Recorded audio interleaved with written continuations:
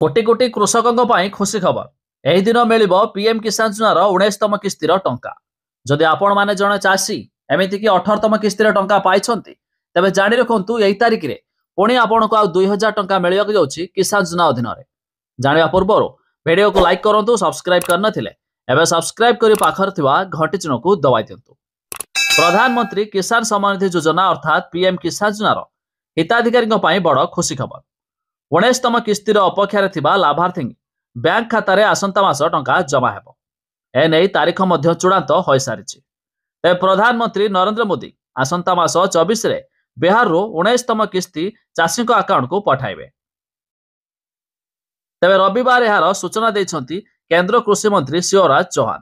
तेज यह पूर्व योजन 18तम किस्ती अक्टोबर मासरे मध्य मिलिथिला। तेज यह योजन 9.5 कोटी रु अधिक चाषी उपकृत हेउछंती।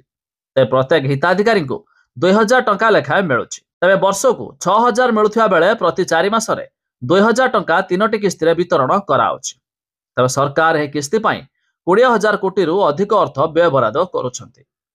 तेज पीएम किसान योजनार उद्देश्य छोट और सीमांत कृषकों को आर्थिक स्थिरता प्रदान करबा। यह द्वारा चाषी को देशर उत्पादन बढ़ाई प्रोत्साहन करबा।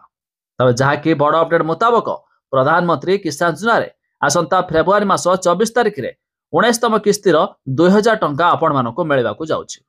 तेबे आपण भी चाहिले यार लिस्ट चेक करि पारिबे। आ लिस्ट देखिया पई हेले जार लिंक आमे डिस्क्रिप्शन लो देइछु, आपण माने जाई मध्य चेक कर दे पारिबे।